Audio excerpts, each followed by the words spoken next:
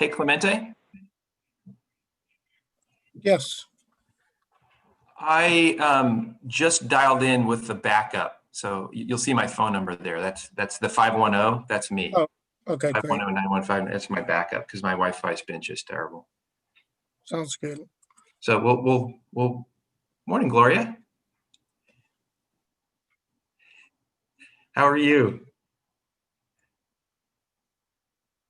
Oh, you're on mute.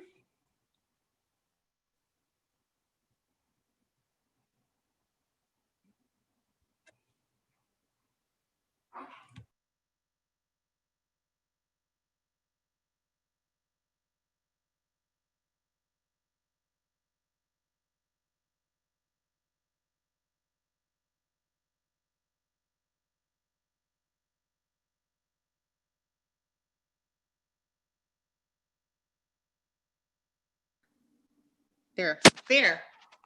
Can you hear me? Can you hear me? Yes. Okay, good.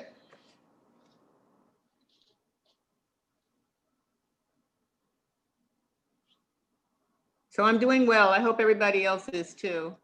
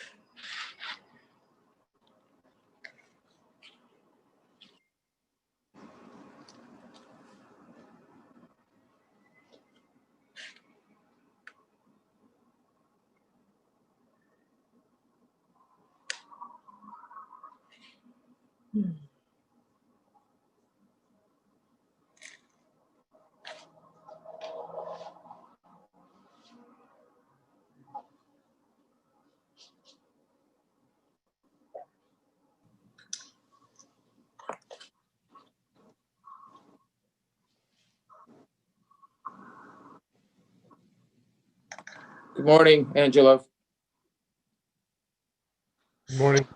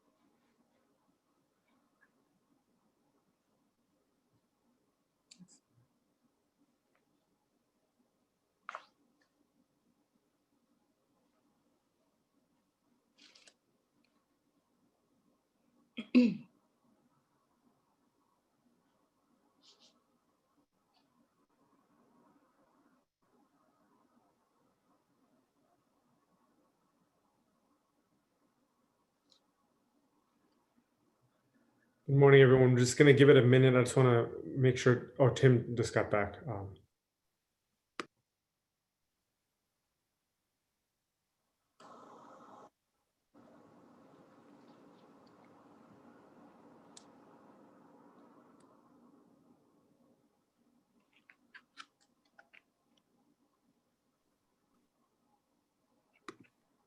Tim, whenever you're ready, I appreciate if you or someone from staff can do the roll call just to make sure we have a quorum to begin.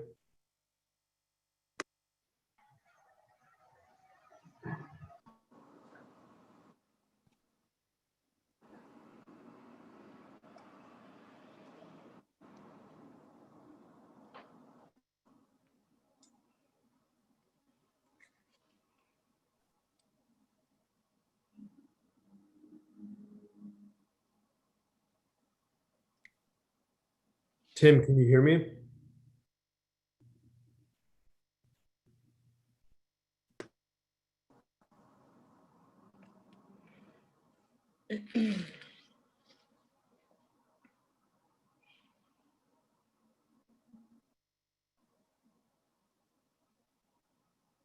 Tim, can you hear me?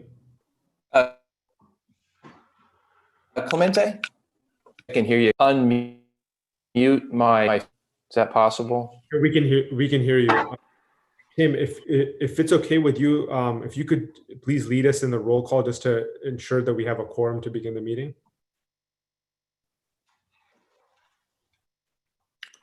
Okay, I think Tim mentioned he might have some technical difficulties, so let me pull. I believe he's on the phone as well, but I think was asking for Clemente to unmute him or somebody on admin to unmute the 510 number. Okay. Clemente, can we please unmute the 501-915 number?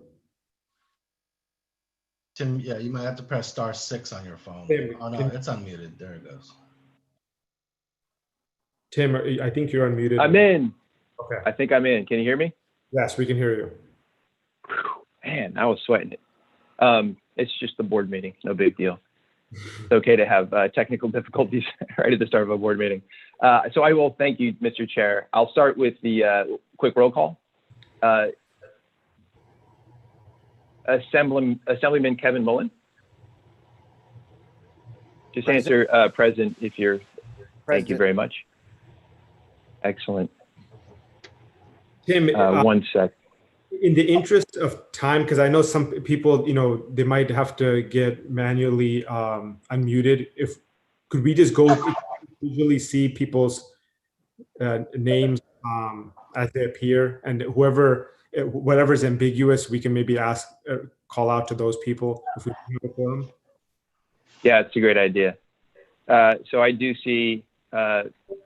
Farouk present, Gloria. Is that Steve Present. Levy? Yes. Hey, Steve.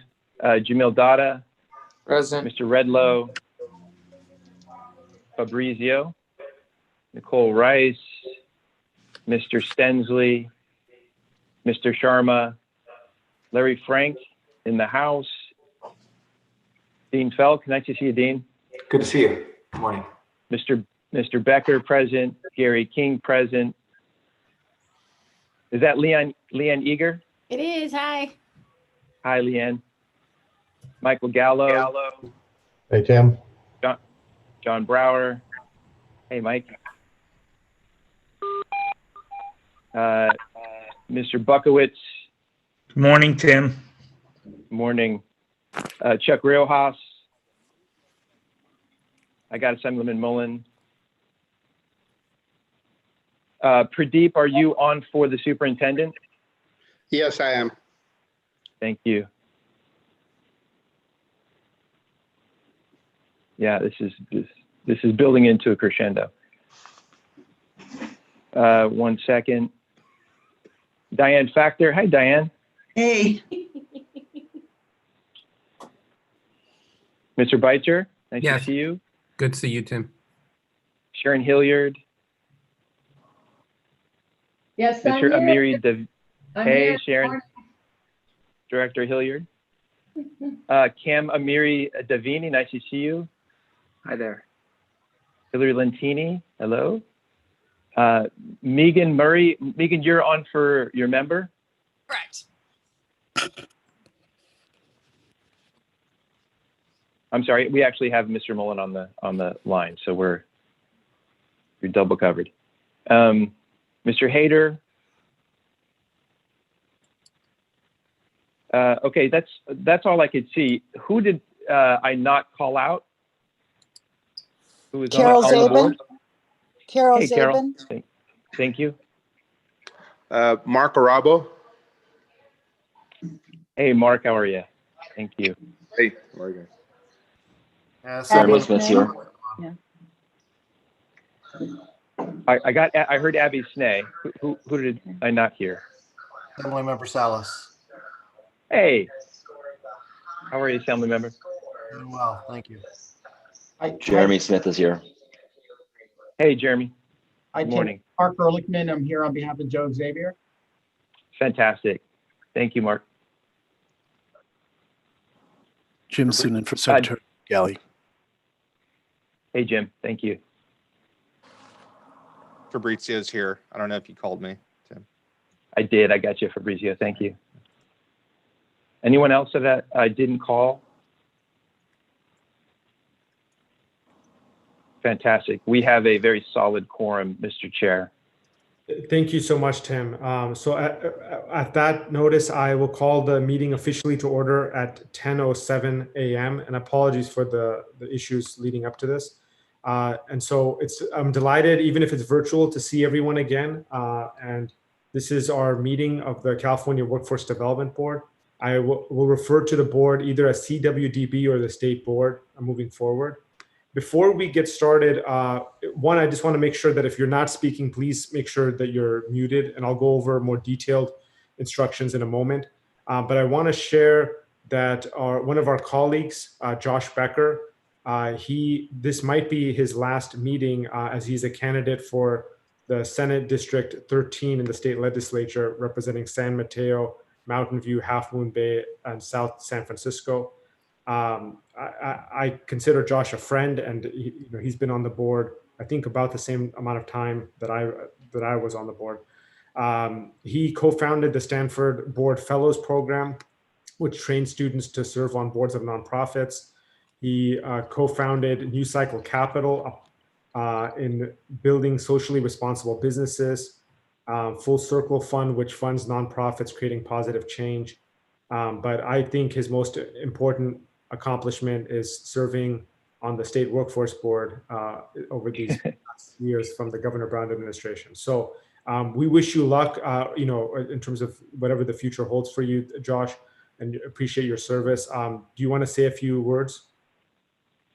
Well, thanks. I appreciate that. And it's great to look out and see people I've gotten to know over the years. And obviously never has the work of this board been more important. So I'm hopeful that if I'm fortunate enough to win, that the learnings I've had on this board, the relationships I've built on this board will help inspire me and help me create a better policy later. It has been, as you said, a long time. And I've learned so much over the 6-7 years. I think when I first started, I couldn't understand any of the acronyms used in this board. And now at least a third to a half of the acronyms after 7 years, I now understand. So I feel like I've definitely learned a lot in those 7 years. But it's been terrific. And again, whether it's apprenticeships or pre-apprenticeships, whether it's green jobs, whether it's people transitioning out of our prison system into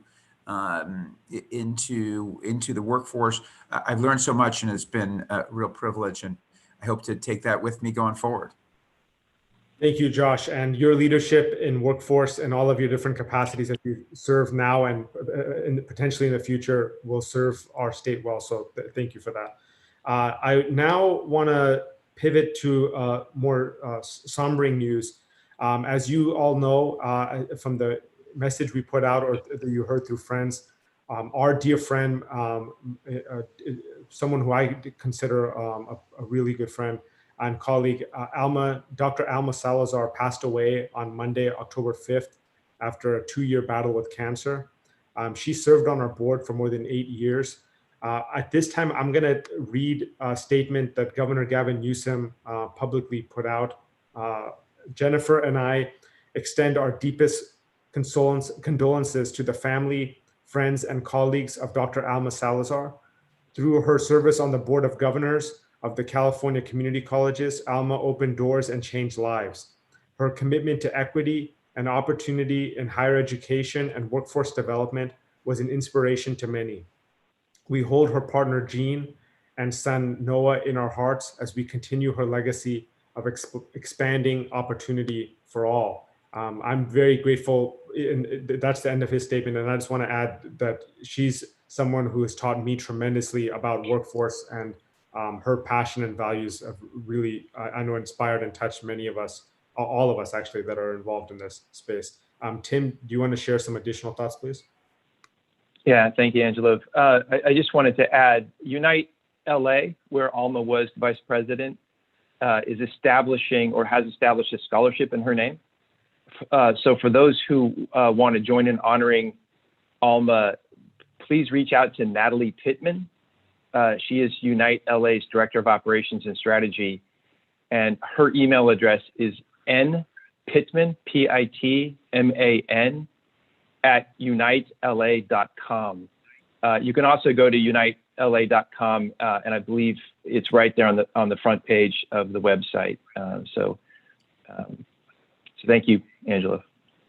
Tim, I think John had mentioned this at the executive committee. I think it would be great if we could send an email out to the board with that information, just, so it's easier for people to reference.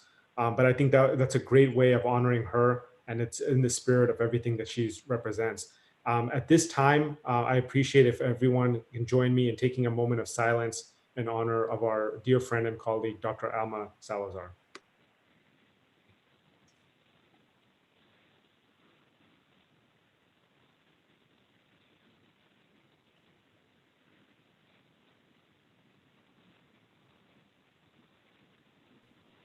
Okay, thank you. Okay, so I want to now go over the notes in preparation for this meeting.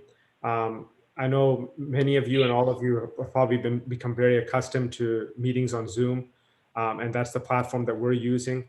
Only board members and staff are actually on the Zoom itself. The public can view this meeting live stream on the State Workforce YouTube page. The links to the page, as well as our meeting packet, is at cwdb.ca.gov under State Board Meetings and Archives. This meeting is being recorded, and a recording of this meeting is going to stay on our State Board YouTube page. There is a slight delay between the live meeting and the live stream. It's about 20 to 30 seconds. Public comment is now officially open and will be accepted via email at boardpubliccomment@cwdb.ca.gov. Again, it's boardpubliccomment@cwdb.ca.gov. I'll announce when the public comment periods are closed, and am mindful to allow extra time for emails to come through. All emails will be read aloud during the public comments period and will be included in the meeting minutes. And the first public comment is on the one action item for March 4th meeting summary. Tim, that was for the executive committee, right? Or do I need to repeat that again? That was those are the meeting notes or meeting summary for the last board meeting. Okay, but the public comment, do I have to read that one even if it was submitted for the executive committee public comment? Oh, I'm sorry. Yeah, you do. Thanks, Angela. Okay, my apologies. I got to pull that up right now. Okay, I'm just going to read it, again, as a formality, I have to read this. So the email is from Carolyn Kelvin. greetings. I was hoping to get a recording of tomorrow's event. Will that be available to forward? If so, please forward to me. Jeff Jacobstein from our staff replied, Hi, Carolyn. Hi, Carolyn. The meeting will be live streamed and recorded on the California Workforce Development Board's YouTube page. The October 14th agenda provides a link to the YouTube page. Jeff then sent an email to our staff, Hi, Clemente and Curtis. I replied to this public comment email and wanted you to be aware. I'm not sure if you need to read this today or not. Curtis responded, FYI, I told them that this does have to be read during public comment as it was received in our inbox.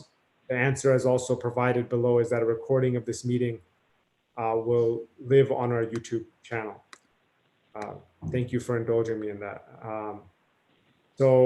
As I mentioned earlier, please be on mute, and I will recognize everybody. If you could please, if you have a request to speak, please type speak into the chat function in the Zoom, and I will recognize the speakers.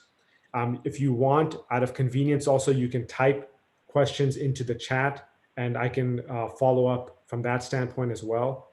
But I do want to emphasize and note that any thing that's typed in the Zoom chat box, even if you're sending it to an individual participant as opposed to everyone, it will be included in the meeting minutes as part of the public record. So please keep that in mind.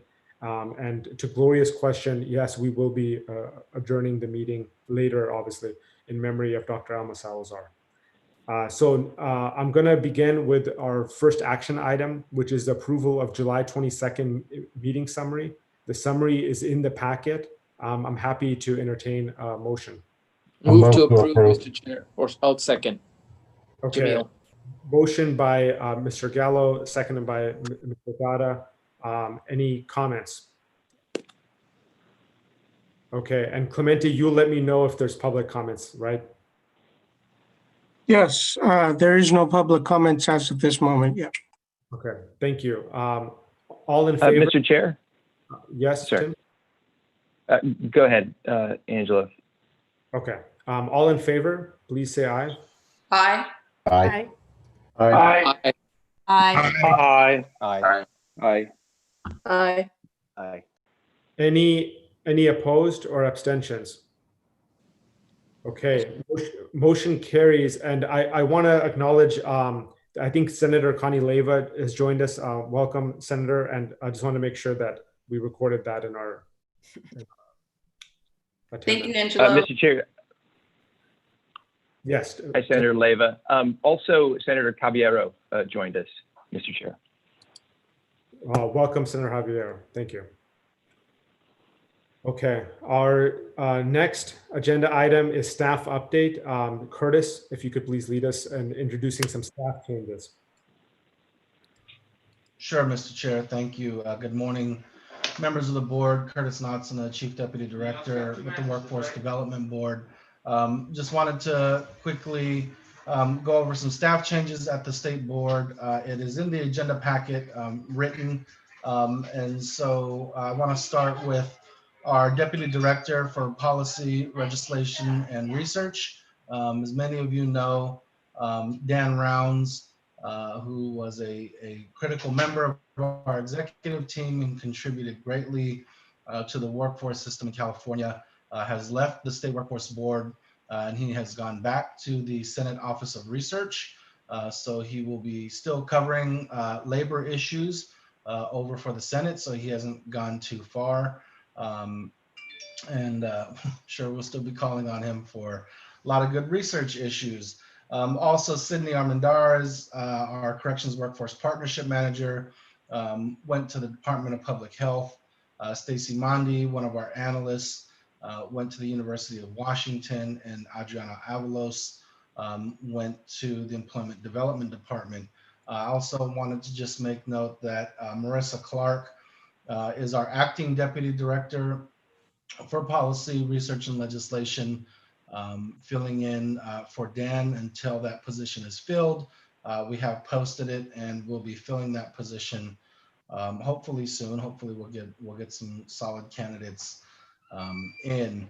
Also, just want to note that we have brought on our new High Road field team. For the most part, Sandra Hamame is managing that new field team. You'll hear more about that later on in this meeting, but we have some new members who are leading our High Road work in the field. Rafael Aguilera, Zach Liu, Stephanie Tsai, Mark Cowan, and Tanya Burke have joined that team.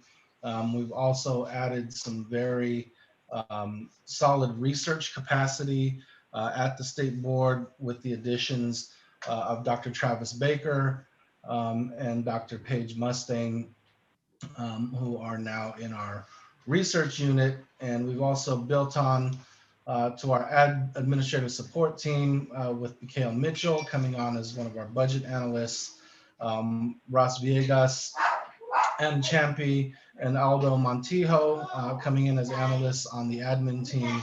And also we have Sheila McFarland, Jesse Viegel, and Jennifer Tao, who have joined us as analysts on our program team.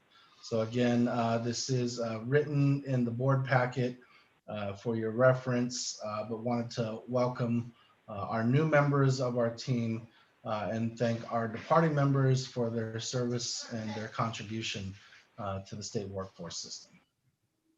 Thank you for that update, Curtis. And like you said, we wish everyone well for their service here and welcome to the new staff. Our next agenda item is local and regional plan update. The Workforce Innovation and Opportunities Act requires the creation of a regional and local plan every 4 years. This must be consistent with the vision and goals of our own state workforce plan. And our board has issued a draft directive that outlines the criteria that these plans must address. Marissa, if you could please walk us through this. Of course. Good morning, everyone. I won't go too much in detail because I know it's a super packed agenda, but as was stated, very similar to the process for developing the state plan, the Workforce Innovation Opportunity Act requires the regions and local boards to develop their own strategic plans every 4 years and then submit a modification or an update every 2 years. And so the purpose of the regional plans is to kind of provide a roadmap for aligning resources and investments in a way that drives workforce outcomes across the multiple jurisdictions contained within the 15 regional planning units that we have established in California.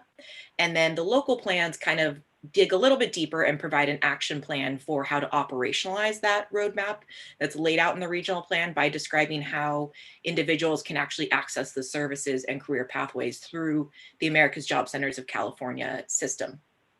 So with everything going on, we tried to keep the rubric as simple as possible and kept it very centered around the requirements laid out in statute, made sure it aligned with our state plan, and then tried to use previous criteria so that we're really building on the work that the regions and local boards have already done. And as was stated, a draft directive did go out. We had a 30-day formal public comment period, which was really a chance for any and all of our stakeholders to weigh in on the draft guidance. And in addition to that, we also worked with the California Workforce Association to hold kind of a stakeholder input session and facilitated a bunch of conversations around different parts of the plan to get local board directors' input and feedback. So based on the feedback we received both from the input session and the 30-day public comment period, we're making kind of necessary adjustments to the draft guidance and then compiling a summary of comments, which provides a bit of an overview on all the input we received. And then we will be issuing the final directive hopefully soon. And the final plans will be due back to the state on April 30th, and they will go into effect on July 1, 2021. So that's just a quick overview of where we are in the process. I'm more than happy to answer any questions or add more details. Thank you, Marissa. No questions at this time. Thank you for that report. Our next agenda item is COVID-19 workforce responses update. Labor agency, as you can imagine, is deeply involved in COVID response and recovery activities. Abby Snay, our former colleague and now Deputy Secretary at the Labor Agency, Jaime Gutierrez from EDD, will update us now on some of those activities. We also want to quickly recognize our close partners on the ground. We have, as you know, 45 local workforce boards, and we appreciate all their tremendous efforts. If we could start with Abby, please.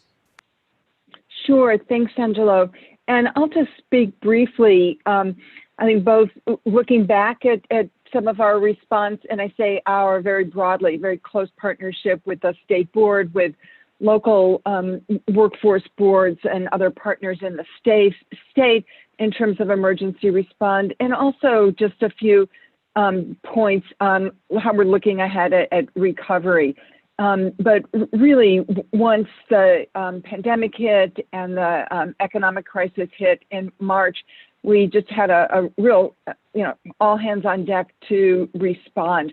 As part of the governor's series of task forces, Secretary Sue established a workforce transition task force, really looking for opportunities to align responses to the emergency with hiring opportunities for laid off workers.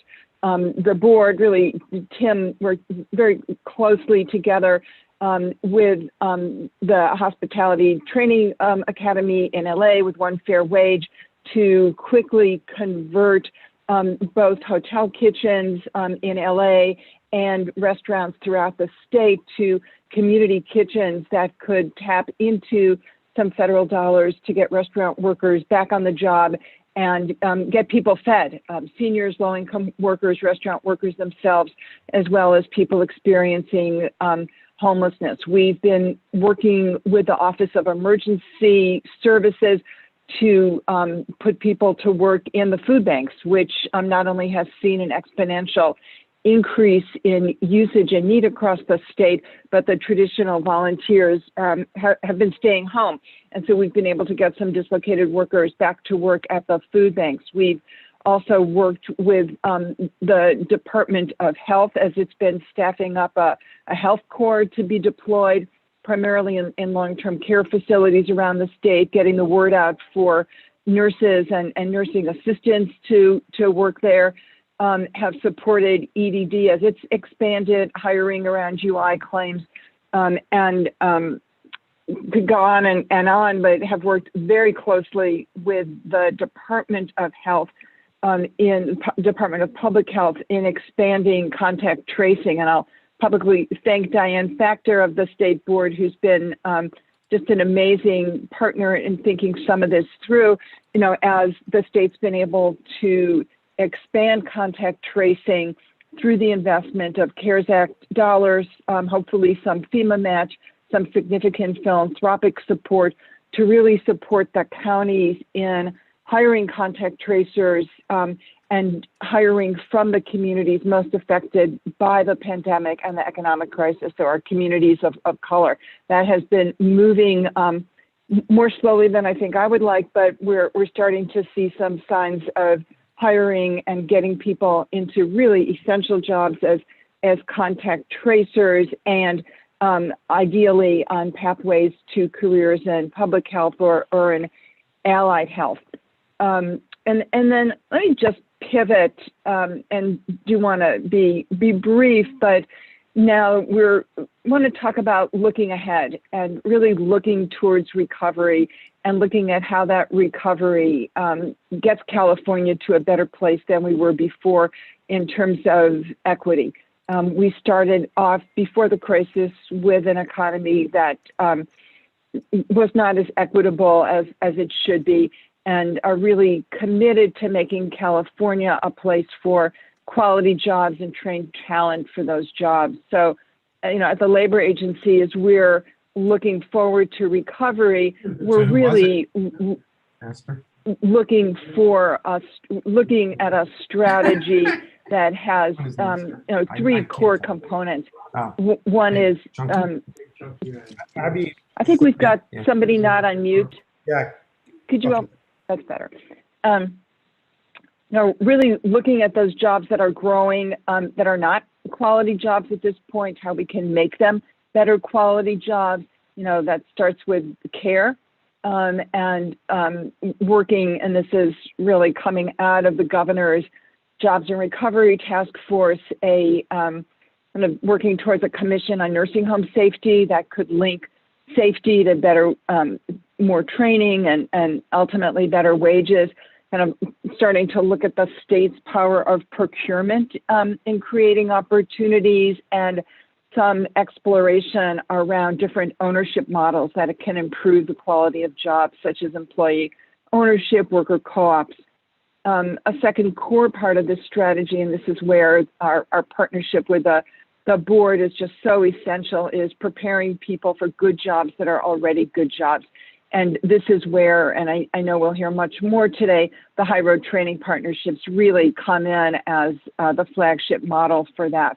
Also working to achieve the governor's goal of getting to 500,000 apprenticeships by the year 2030.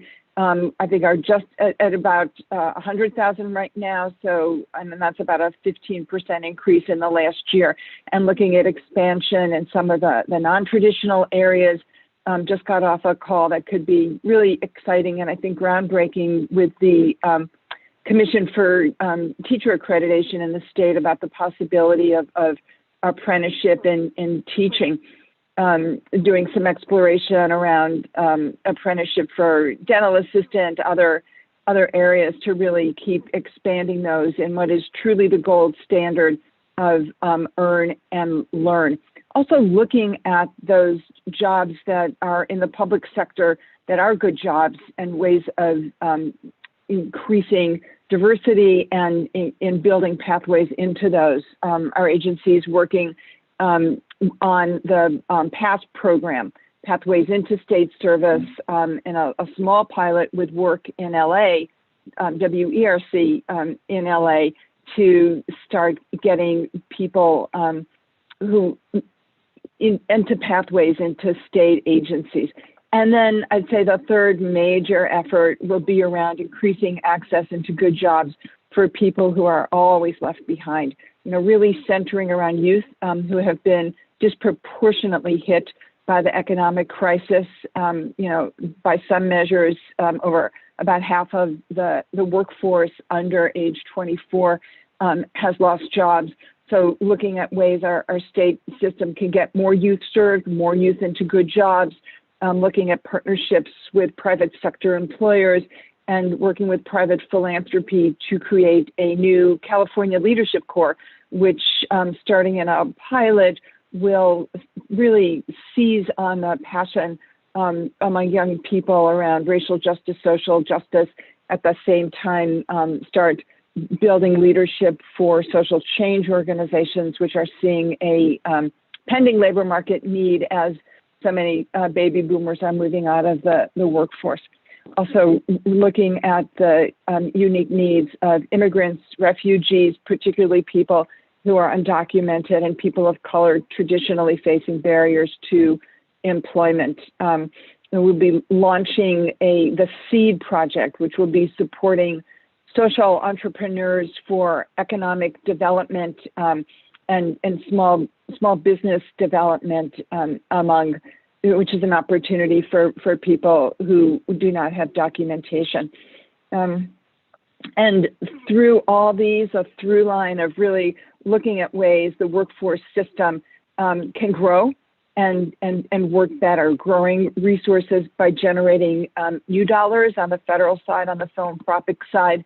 I think Tim will be announcing an exciting new federal grant that we've been able to draw down, and really looking very strategically at other systems in the state that have resources that we can leverage. The community college resources that the California Apprenticeship Initiative will be aligned with the high road training partnerships in a whole new way we're excited about. We're looking at ways that the state's library system and the resources on the local ground can be great partners with our local workforce system, and ways that the Title II WIO dollars for adult education, particularly in integrated education and training, can provide pathways for English language learners. I'm also looking at where current dollars are going and ways those can be redeployed for greater access and impact. When I mentioned the Leadership Corps a minute ago, planning on committing some Wagner-Pizer dollars to pay for wages while those students are in training, which would be a different way of utilizing some of those dollars. And also still on the agenda is realigning the workforce departments and divisions into a single department of better jobs and higher wages. Still very much a vision, a dream, and not yet, the path there is not yet confirmed. So I'm going to pause because I know Jaime has a lot to say and happy to answer any questions that come up. Thank you so much, Abby, and I appreciate all of your efforts as well as the labor agency as a whole. Jaime, are you ready to share your update from EDD?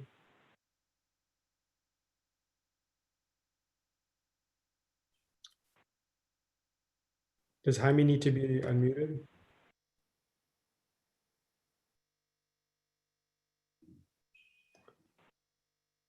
Okay. Well, as soon as we can get Jaime, we'll loop him in.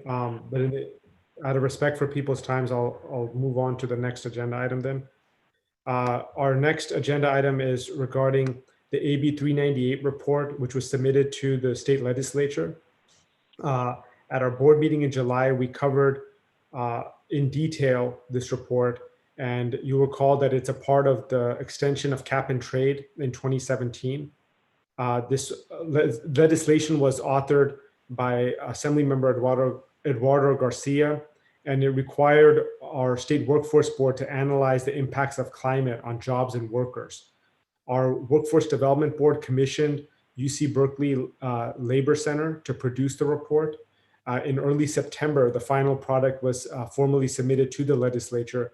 I want to give a special shout out to our colleague on the board, Carol Zabin, and the broader Labor Center that she's a part of for leading that study. Shreyas, if you could please provide us a brief update. Yeah, hi, good morning, everybody. Shreyas Chutker, Policy Specialist for Equity, Climate, and Jobs here at the Workforce Board. And as mentioned, we submitted the AB 398 Climate and Labor Report on September 3rd to the legislature. That report, titled Putting California on the High Road, a Jobs and Climate Action Plan for 2030, is available on our website, along with just a one-page summary of the report. And what I wanted to share is what we've done since then. First, we issued a press release to get the word out about the report, media to get the word out. We did have some media hits that came in, as well as some partners who put out op-eds and things like that.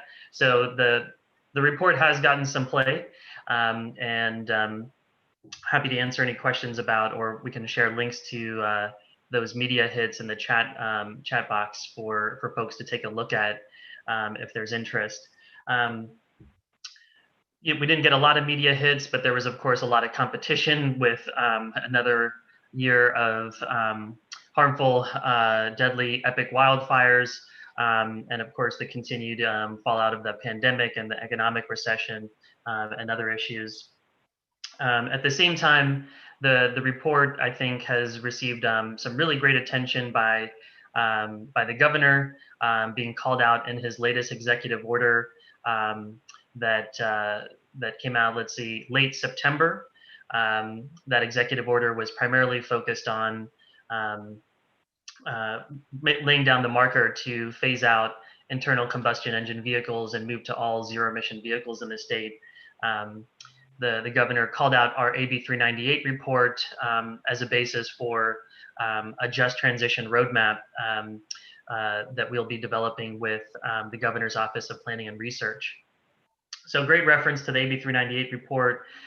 We did a briefing for legislative committee members at the end of September. A lot of great feedback about the findings and the recommendations. A lot of interest to figure out sort of bill ideas on the new session to help take some of those recommendations forward. I'll just share very quickly that one of the key staffers in the Assembly Speaker's office referred to the AB 398 report as a stellar report. So definitely, again, a lot of good recognition of the work that was done. And thanks again to Carol and her team of researchers for putting together a great report that hopefully will continue to be a great resource for other state agencies and the legislature and other policymakers to make sure we're creating quality jobs with our climate investments. Lastly, I'll just say that just as a reminder, we went over this, I think, at the last board meeting in July, our three-step sort of or three-phase action plan for the workforce board to really operationalize those recommendations in the report. Those three things that we plan to work on and already starting to do. First is maximizing the public benefit of our climate investments. So this really looks like partnering with other state agencies who have big money to spend on reducing greenhouse gas emissions, particularly from the energy and transportation sectors. As they put out those dollars, we'll be helping them make sure that job quality and job access are key criteria of how they intend to spend the money and the results that they hope to get out of those investments that are primarily aimed at reducing climate pollution. Second is we're investing in a high road workforce development infrastructure. As I think people have mentioned, we've received a lot of new money from the state and federal sources for scaling up our high road construction careers and high road training partnerships initiatives. And we're doing a lot to really go beyond just sort of our workforce programs to really socialize this high road vision and agenda throughout the state workforce system. And then lastly, promote regional partnerships to support the transition to carbon neutrality. A short way to say that is promoting partnerships for just transition, a term that I think we'll continue to talk much more about in the years ahead. This is an important arena of work that is much needed in California as we actually begin to really take on oil and gas production in the state. That's kind of our last vestige of fossil fuel production in California, and an area where we need to make some significant progress. At the same time, those are very high quality or at least high wage jobs that will be declining in the future as those industries decline. And it's imperative that we think about how to safeguard workers and communities that are dependent on those industries, and really start by thinking about broad-based economic development and diversification so that there are good jobs for folks to transition into, because too often those fossil fuel industries are sort of the only employers that are offering high wages in certain communities. So if there aren't good jobs to transition into, we're going to have a tough time having a just and equitable transition to this carbon neutrality goal that the governor has set for the state. Big agenda, a lot to do, and I think the report again has really laid out a great vision for us, a real roadmap for us to get to that place in the next several years and decades of a just economy with significantly fewer greenhouse gas emissions. Thank you, Shreyas, for that update. And we appreciate all of your efforts in it. And I just want to emphasize that when you typically hear the term report, it seems that it's something theoretical or something that's going to sit on a shelf. This is not one of those instances. As mentioned, this was passed through the state legislature, and this administration, as Tim is about to get into in a moment, has already referenced this in an executive order for action items moving forward. This will have major implications moving forward, as we want to make sure that workers are top of mind during these climate change policies. So Shreyas, if you could also share with us a little bit about the MOU with the California Public Utilities Commission, a key strategy for advancing our high road vision in the 398 report, and our state workforce plan is building partnerships with agencies responsible for major climate policies and programs. And so this MOU that was recently signed, we know the CPUC oversees billions of dollars in investment annually in clean energy and clean transportation. Yeah, thank you. So, as I mentioned just a minute ago, one of our key areas of implementation from the 398 report is really maximizing the public economic benefit of our climate investments. And so, as mentioned, we just established a memorandum of understanding with the Public Utilities Commission. We'll be working with them to really leverage the billions of dollars they oversee of utility ratepayer money that's invested in energy efficiency programs, renewable energy programs, increasingly what's called transportation electrification. That's kind of a fancy way to say investing in the charging infrastructure for zero emission vehicles. And of course, as we're probably all reading, the PUC has a big stake in helping make sure that we're mitigating wildfire impacts by dealing with vegetation around utility infrastructure. That vegetation management work is going to also increase in size and scope. So those are our areas of focus with the PUC. And as I mentioned, our work with them is really going to be providing advice and recommendations so that when they have funding solicitations, program guidelines, et cetera, that they're developing that shape those clean energy and clean transportation investments, we'll be advising them how to ensure that job quality and job access measures are part of the guidelines and the criteria by which different applicants are selected and awarded funding. And this is going to take many different forms. It could look like, or it will look like things like helping the PUC meet new statutory requirements. This past year, the governor signed into law AB 841 that requires a worker skills certification for the electricians who are installing that electric vehicle charging infrastructure. As sort of the workforce experts, will be helping the PUC actually operationalize that requirement in law, for instance. But it'll also look like things like encouraging more community workforce agreements, promoting more clean energy investments in the non-residential building sector, schools and hospitals and public buildings, things of that nature. So there'll be a variety of ways that we advise the PUC, and this MOU that we've established is really kind of the framework for doing that in a formal, systematic way. We just had a call yesterday between leadership at the PUC, some commissioners and the executive director, and our leadership here at the Workforce Board, so that folks could start to develop a working relationship and identify some more specific priorities within, as some folks may know, the PUC has a very large portfolio of programs.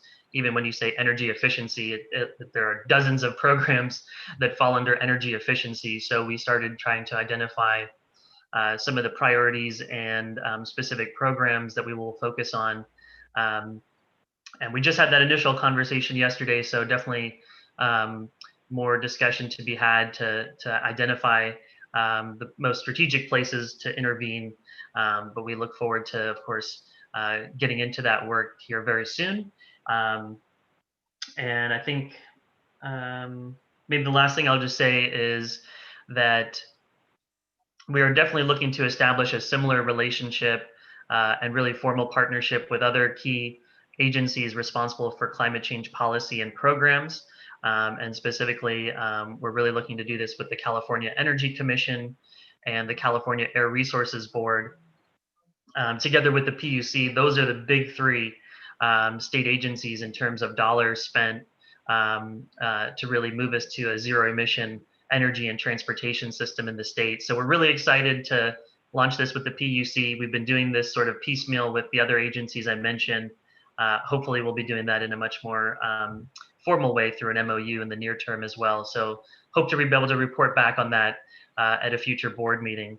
So I'll stop there and happy to answer any questions that folks may have. Thank you, Shreyas. And I want to echo the comment from our colleague Carol that Pradeep, I think, also seconded, that we appreciate you as an amazing ambassador for job quality and climate investments. Her comment regarding that you need a a whole team and you're understaffed in this space, with capacity as the state budget improves. Tim is going to be our next speaker, so maybe he can speak to that a little bit. I know Tim and I have actually talked about this as well. This is really where you can make extraordinarily meaningful change, working within the administration to implement these job quality efforts. Our next agenda item, which is to Tim, is regarding the executive order that Shreyas referenced earlier, N7920. You probably heard about this because it got a ton of national press about the governor requiring in-state sales of new passenger cars and trucks to be exclusively zero emission by 2035. Tim, do you want to respond to Carol's suggestion and then speak to that item, please? Yeah, I completely agree with you, Carol. We need to clone Shreyas. We need maybe 5, maybe a dozen, because this work is incredibly important. As you all know, we are in an employment crisis in the state. Ab did a really great job of laying out some of the responses to that. We have a very serious quality jobs crisis in California, not just California, but around the country. There just aren't enough good jobs for the people who need good jobs. That's always been a really big challenge. And what we want to do with this recovery is ensure that we have what we call a high-road recovery, which means that we don't go back to the same inequities and injustices of the past. But this recovery and the economy of the future is defined by quality jobs and equity. So part of that is using the power of government procurement, frankly. Using community workforce agreements, for example, on the building of structures. In fact, in Sacramento, all of the state buildings going up, including the Capitol, have a community workforce agreement, which is a social benefit built into a project labor agreement. And it's pulling workers for new apprenticeship slots from the state board's funded high road construction careers programs around Sacramento. You'll see this going up around the state. So Shreyas' work with the Air Resources Board, the Energy Commission, the Public Utilities Commission, and our work with the Department of General Services. It's really all about attaching those high road standards to the people's money so that as we build California, we're creating that future economy that we want to see, that one based on quality jobs and equity. So this is incredible work. So we do need more Shreyases. Real quick on the executive order, because I think it was well covered. It directs the labor agency and the governor's office of planning and research to develop and implement a just transition roadmap consistent with the AB 398 report. Chapter 4 of that report, in fact, provides kind of a broad just transition, quote unquote, policy framework. So the intent of just transition is not just to assist dislocated workers. The intent is not to ease people into unemployment and then get lower wage jobs. Really what it means is a deep and intensive process of community, industry, union engagement, buy-in, planning, and implementation. And it's a long-term process. It's a long game. And it's about transitioning and rebuilding a local and regional economy toward quality jobs and climate resiliency, including diversifying regional economies, especially resource-intensive areas of the state. So the State Workforce Board, Shreyas is going to be leading a lot of this work. Along with labor agency and the Office of Planning and Research, we're going to be doing, we're going to continue doing, because we've already started this, a community-led planning process in Kern County, and working with Assemblyman Salas, and really appreciate his guidance on this work, and on developing that just transition roadmap for the state so that we can lay out what this looks like across the state in diverse and different communities. So I'll leave it there, Mr. Chair. Thank you, Tim. If you can now please speak to AB 639, which was authored by Assemblymember Sabrina Cervantes and recently signed by Governor Newsom, which sponsored by ILWU 13, Marine Cargo Handlers at the ports of LA and Long Beach. Absolutely. And maybe Aveen Sharma, who's on our board, who is at the LA Port Authority, can give me a hand on this one, if that's okay. with you, Aveen. So as Angela said, AB 639 was sponsored by ILW Local 13. The Port of LA, as I think most of you know well, is the busiest container port in the Western Hemisphere. $3 billion in cargo each year. And the challenges and tensions related to automation at the port make it ground zero for the future of work. So modeled on the Lasher training, high road training partnership that Aveen led, this legislation actually creates a stakeholder process at the LA Long Beach Port Complex that will bring together experts, community, organized labor, business, and the public. And the center of that process is a industry panel built into the legislation, made up of representatives from the ILW, from industry, representatives from both port authorities in LA and Long Beach, all appointed by the Labor Secretary, and then 2 members appointed by legislative leadership.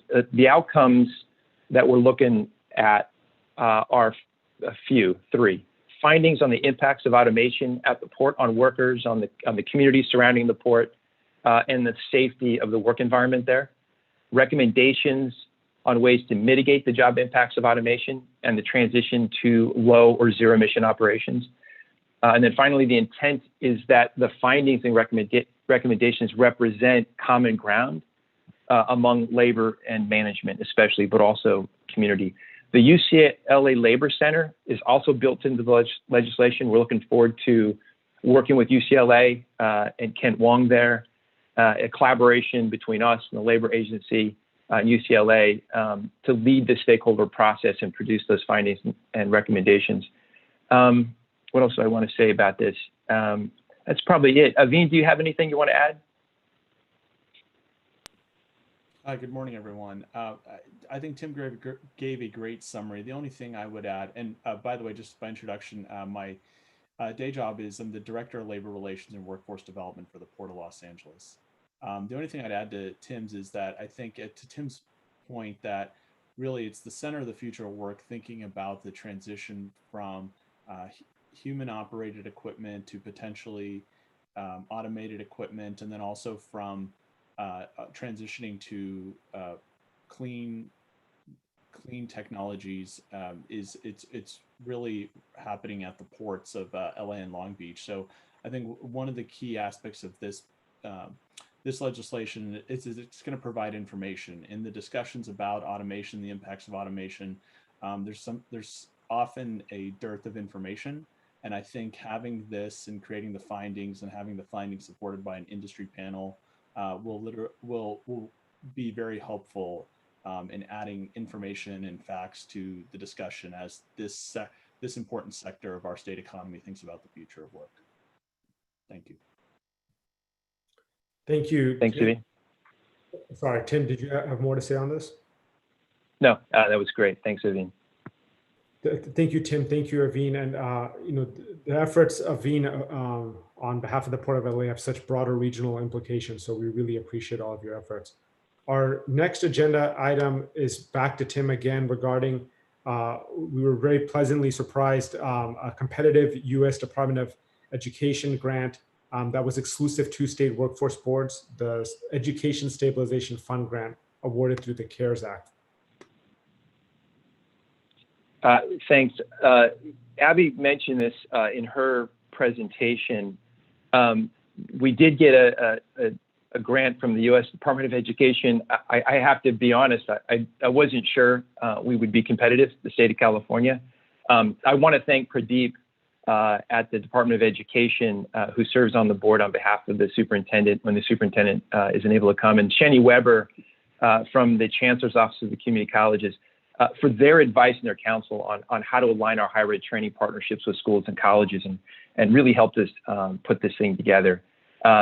Abby Snay led the charge, and Mike Rosetta up at Labor Agency did amazing work on this, and EDD was an incredible partner. So it really took a village to get this thing pulled together. It was a competitive grant, U.S. Department of Education. Only state workforce development boards were eligible to apply. So we threw our hat in the ring. It targeted states or target states that are highly impacted by COVID-19. The requests from the Department of Education specified the applicants articulate an industry-based strategy or a framework for workforce training. So of course we went with High Road. That's our framework, building worker, community, and industry resiliency. Built that into the application, into the narrative. We identified several High Road training partnerships that we already work with, and a few new ones that fit other priorities in the RFA from the Department of Ed: rural areas, short-term training leading to credentials, career pathways called out, collaboration with education. So the 5 projects that we pulled together for this application are a Fresno-based High Road construction careers, and Chuck Riojas on the board is driving that. And Blake Consul, who's going to present later in this agenda, we'll talk a little bit more about that, covers much of the Central Valley High Road construction careers. That was one. JVS-led Bay Area Water Utilities, or a High Road training partnership, and its expansion into the Inland Empire was part of that application.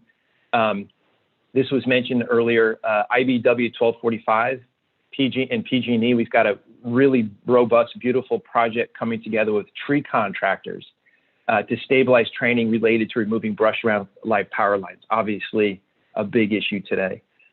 Expansion of our Transit Works High Road training partnership, which is transit agencies across the state, and expanding that to the San Joaquin Valley. And then a new one with John Brower, our good friend John Brower on the board, around manufacturing with the California Labor Federation. So the RFA said average grants would be $14 to $15 million. We were awarded $14 million. We were only one of 8 states that made the cut. Our understanding is that we wrote a beautiful application, and they just couldn't not fund us. I think I'll leave it there. There's a lot I could say, but I want to thank everybody for their good work in helping us pull this together, and we're rocking and rolling to get the money out and get the work started. Thank you for that great update. And despite, maybe I shouldn't say this, but despite not being in a battleground state, I'm glad that objectively California got recognized well from this federal competitive grant process. Thank you for that great update. Our next agenda item is our initiatives. And I'm really excited actually about the progress that we're making on this and the great leadership we have with Aida and Joelle that are going to speak to this. We have updates on the High Road construction careers, High Road training partnerships, regional plan implementation, and the Workforce Accelerator Fund. And there's links to our website where you can get more information, and we can take questions at the end. And again, just as always, feel free to put that in the chat if you have questions. Aida, if you could please start. Sure. Yes, I'll be reporting on the High Road construction careers and the High Road training partnerships. And as mentioned at the top of the meeting, we've been working to expand our fields team to support High Road construction careers. I'll refer to them as HRCCs, and our High Road training partnerships, HRTPs. It's critical that as we expand this field of practice, that we have our eyes and ears on the ground to both support the projects, connect dots for them, help provide field support on the ground, but also learn from them to help advise and inform policymakers and learn from the true experts, which are the folks doing this work on the ground. So a lot of this work under High Road construction careers and High Road training partnerships really intersect. And I'm just very excited that we've been able to expand our field team, that as we expand this field of practice, we can really engage with the projects. And I'll provide a little bit of background in my update, just for anybody who might be listening in, that it might be new to them, but I'll still make it brief. For the High Road construction careers, the purpose of HRCC is to develop and support a system that's regionally based, pre-apprenticeship training partnerships to connect disadvantaged workers to long-term middle-class careers through state-approved apprenticeships. This is dedicated funding for regional HRCCs, pre-apprenticeship programs, to benefit both California's transportation systems and other infrastructure investments made by the state. And HRCCs An HRCC partnership develops a skilled construction workforce that ensures delivery of high quality infrastructure projects, maximizing the economic benefit of those projects, increases access to state approved apprenticeships. These are quality jobs in the building and construction trades, the best in-class form of skills training for industry and workers. We emphasize serving underrepresented and disadvantaged workers, thereby diversifying the trades and supporting future recruitment and retention. And it establishes a model of worker management, government collaboration that jointly anticipates plans for and addresses the future of work. These are really integrated partnerships, right? Really looking for those win-win opportunities. In terms of our investments in high road construction careers, we've recently awarded close to $14 million with SB1 funds in 11 regions that cover every corner of the state. We are currently in the contracting phase, getting all of those awarded projects into contract. Working closely with the programs team that Joelle leads. And as far as a field, as with our recent expansion of our field team, I've now been able to start communication with the projects to gain an understanding of how COVID has impacted their projects and where they're at, what are their challenges, what are some opportunities, so that we can better assess how we can best support a successful project. In addition to the SB1 funding that they're about to get, HRCCs are also funded by the Greenhouse Gas Reduction Fund, which I'll talk a little bit later when I talk about HRTPs and expand more. But this is a fund, it's subject to the legislature's annual appropriations process and to the availability of revenue in the GGRF fund. Again, the Greenhouse Gas Reduction Fund, and these are also known as California Climate Investments that come out of this fund. We are currently working on a solicitation and RFA for high road construction career partnerships in about $5.6 million that we'll be releasing this winter. For more information, folks can go to our High Road Construction Career initiative page. We did have an impact of GGRF funds that we were able to put out due to the reduction in funds in the last quarter of fiscal year 2019-20, which is where this money is coming from. So that's why we had to make a reduction, and it would have been $10 million for high road construction careers, but we will be able to put out $5.6 million for this year. We will continue to keep our eye out on future GGRF funds since there was an appropriation for the California Workforce Development Board to receive $30 million a year for the next 5 years, starting in fiscal year 2019-2020. I'm sorry, 2019-2020. So the money that we're putting out right now for both HRCC and HRTPs is money from 1920. And if it's okay with the chair, I'll go ahead and do the HRTP update and then open it up for questions, or would you like questions now? You know, I just want to speak to Senator Leiva's comment. She said this is all very exciting. I just want to plug in for childcare workers, home healthcare workers. These are primarily jobs performed by women and women of color. Most of them very good jobs. We know we will need more and more in home healthcare workers as we all age. I just want to make sure we work to make these living wage jobs too. And I would add to Senator Leiva's comment that, you know, obviously on principle alone, we want to make sure that these are living wage jobs, but this also has major implications for the broader workforce and society function as well. Can anybody, whether either you or Tim, can speak to that, please? I can, and maybe we can cover a transition into the high road training partnerships. And I'll just, in response to that comment, I think Senator Leiva, you've made a great point, and it's something that we've also been learning in terms of from the field and advocating and talking about when we talk about the equity component, when the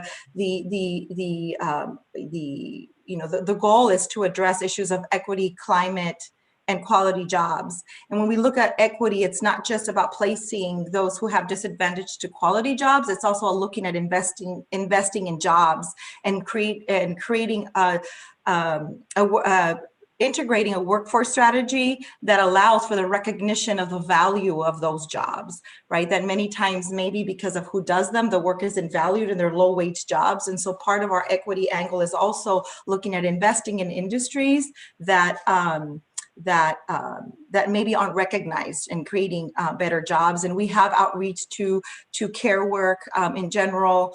And maybe I'll go into my report around the Hrtp process and the RFA process, but we're hoping, right, we'll be expanding our portfolio of high road training partnerships and hope to see some care work as part of that work. Aida, when you speak to the Hrtp, which I'm assuming you're about to do, if you can also emphasize about, Governor Newsom has really made a big emphasis about California for all and about having a voice and representation across every aspect of the state. Can you speak to how that's being implemented in the way that these are approaching in terms of inland California and other areas that have been historically underserved with high road funding? Absolutely. Yeah, and I think that's why the HRCC is sort of a specific industry, right? But it's really part of the broader high road training partnership family. So yes, thank you, Angela. I'll definitely, Mr. Chair, I will definitely touch on that. The high road training partnership is a model. Again, I'm going to give a little bit of background for folks who may be listening in for the first time. The high road training partnership initiative is a model of a sector-based approach that addresses critical issues of equity, job quality, and environmental sustainability. HRTPs are industry-based partnerships that integrate workforce strategies to connect workers to high-quality jobs, entry-level work, and clearly defined routes to advancement. They increase skills and opportunity for those at lower end of the labor market while expanding pathways within key industries for disadvantaged populations. They both support labor management both labor and management in order to increase productivity by increasing the health, safety, and professionalization of jobs in a particular sector. And they also address the needs emerging as every industry intersects with challenges of climate change and environmental sustainability. In fiscal year 1920, the legislature approved $30 million from the Greenhouse Gas Reduction Fund to the California Workforce Development Board for its two high road workforce programs, HRCC and Hrtp. While the state board was approved for continuous program funding from DGRF at the same level through fiscal year 23-24, totaling $165 million. It is subject to legislature annual appropriations process and to the availability of revenue in the DGRF.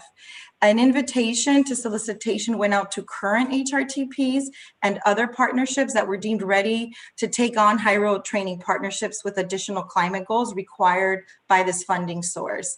The state board anticipates awarding approximately $10.4 million to projects by November 2020, so this next month. And there was also an open competitive solicitation that was released earlier this month for additional high road training partnerships, including a regional project targeting Kern County. Applications are due November 16th, and we approximate $8.5 million in availability of DGRF funds for the open process. And I'll add there that when we are looking at the projects, both in the closed process to invite and in the open process, is really looking at what are the regions that are lacking investment? What are the regions that are at that ground zero of looking at climate impacted industries, as well as a need for quality jobs? We can go chase the high level jobs and just invest in those, and that's important, and we need to create those pathways and access, but we also there's not enough quality jobs out there, so we need to invest in industries as a whole.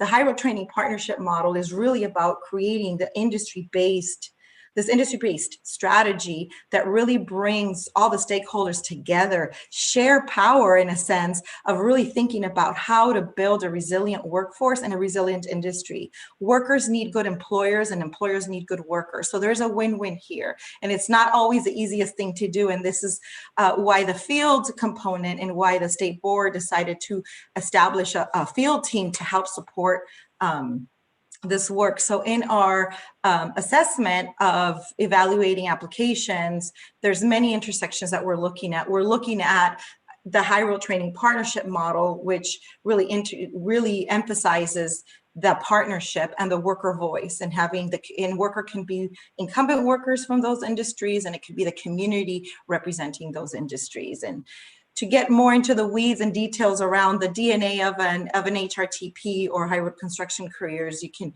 also visit our initiative page.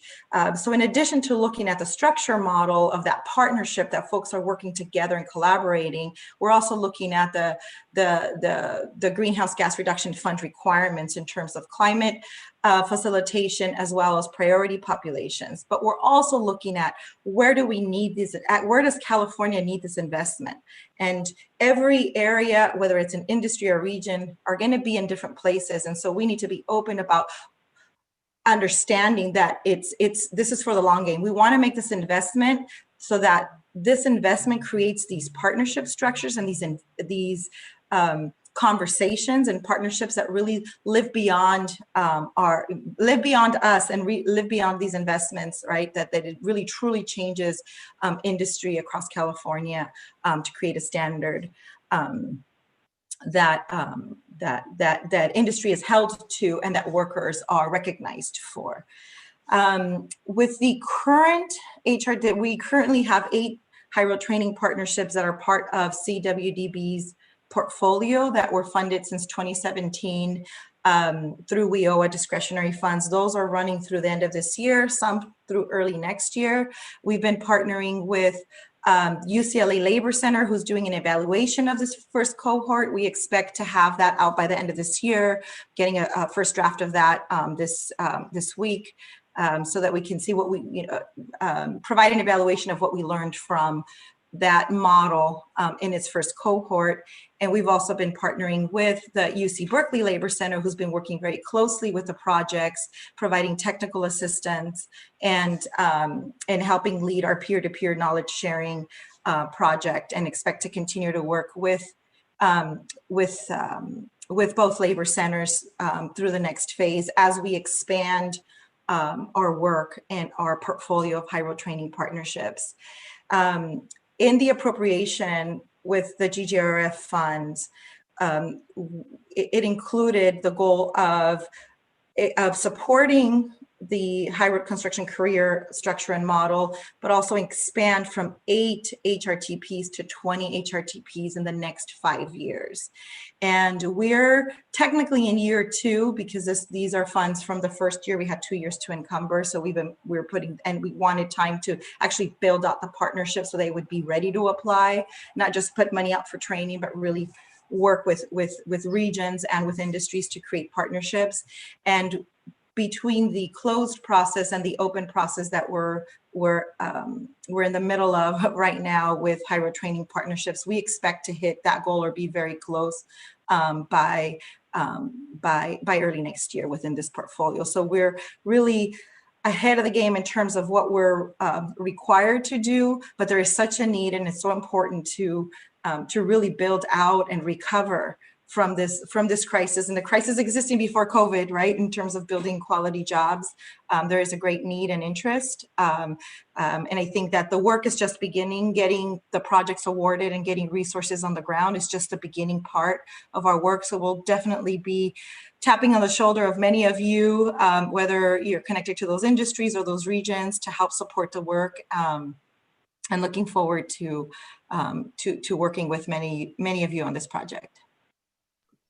Thank you so much, Aida, for all your efforts. I want to take a moment to acknowledge Senator Caballero's comment.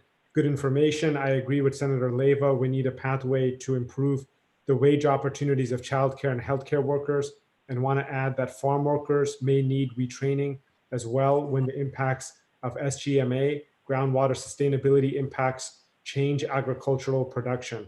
We may need a different strategy for training in rural regions of the state. And as I mentioned earlier, the aspects of inland California, including Central Valley, Inland Empire, and others, is an important emphasis on where these high road training partnerships are being invested in now moving forward. And I just really want to emphasize also to these comments also is that the role of building infrastructure, not just for the sake of the projects that are being funded, but to help, but the infrastructure in place for ongoing job quality, and which the labor movement in particular is really vital in. And that's why I really want to commend our partners from unions, brothers and sisters across the state that have made these high road training partnerships really viable from a job quality standpoint.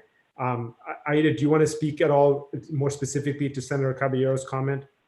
Sure. I mean, I'm not sure what I'm allowed to say in terms of which projects we're in the middle of the RFA and the official awards, but I will say that we've done targeted outreach to the Inland Empire, to Kern County, to the agricultural industry as well, and some and also healthcare workers, and we've been in conversations with child care workers and home health care workers as well. So these are all conversations that we've that we've had and began to look at, knowing that we needed to look at this holistically, right? That it's not just, a lot of times, we're in a very different place in a really good way. And I think that the 398 report helps to point us in that direction as well, is that, when we talk about green jobs, it's not just sort of the obvious, which we're also looking at that, right? Like, where do we look at, in terms of, energy storage, and look at electric bus manufacturing, and look at sort of those obvious sort of clear green jobs. But we need to look at who's impacted, and every industry has an opportunity to facilitate or to create some climate mitigation. My experience comes from working with the service sector, and have been able to see it and integrate it as a workforce strategy to look at energy efficiency, waste diversion, water conservation within the property service sector. So certainly it's an eye that I think we need to have a balanced portfolio to really meet the needs of all Californians. And when I first came on board and we thought about the amount of money, we thought, well, there was just like, how are we going to get all this money out? And now we're finding like, it's not enough. It's just not enough.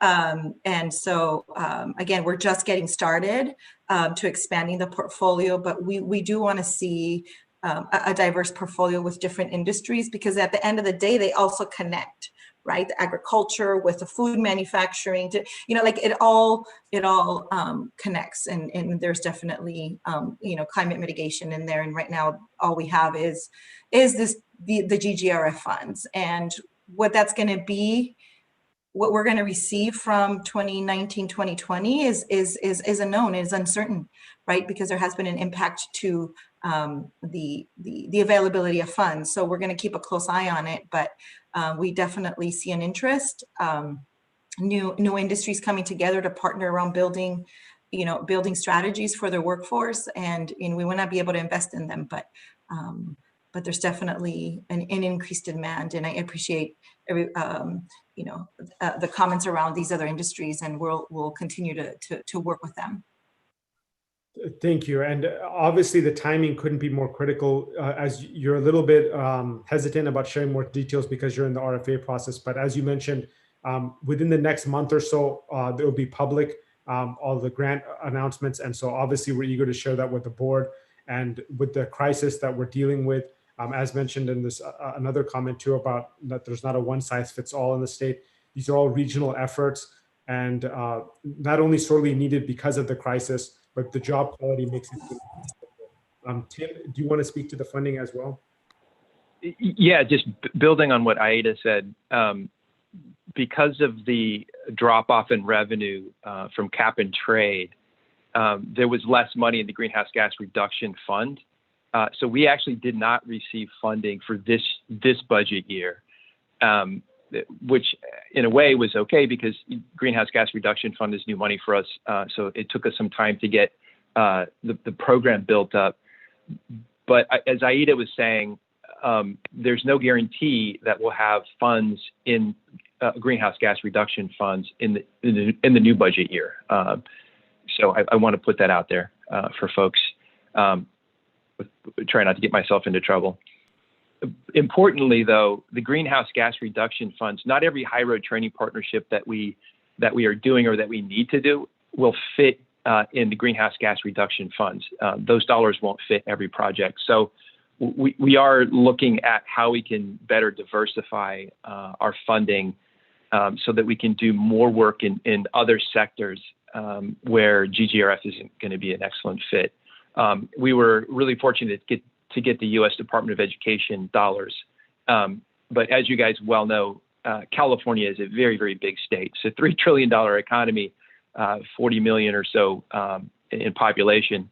We're just skimming the surface. And to really get scale, we need to build more of these demonstration projects and work with our partners at the local workforce development boards, especially to help stand up more of these projects and do more of this deep industry work that we need to do, and the colleges and our partners in the schools. Thank you, Tim. Nicole, your comment, please.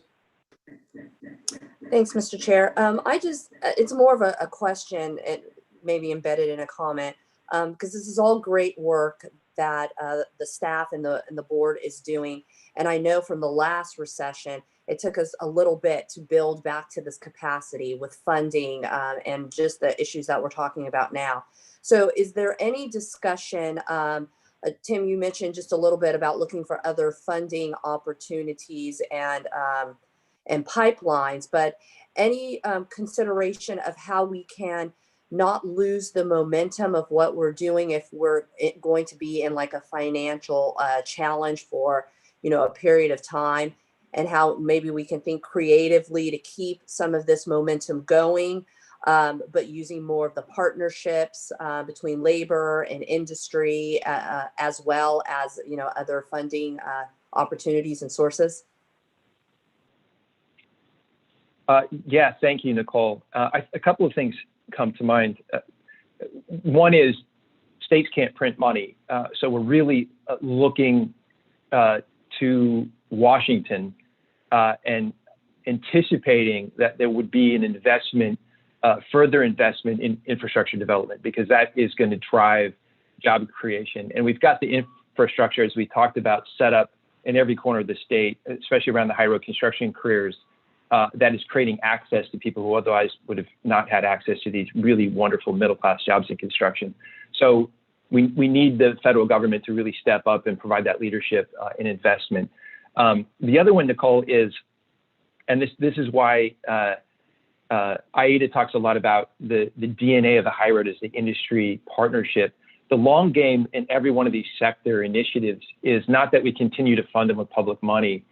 The public money is really intended to build the partnership and seed the work and even seed kind of the structure around a multiple employer approach to driving industry productivity and growth and resiliency, importantly. So the long game is that employers see the value add in the training partnerships that we build, and they take on the investment long game. We've actually had a kind of a drop off in investment from business and industry and workforce training over the last several decades. And part of our big strategy is to build these kinds of partnerships in a way that brings that investment back from industry into workers.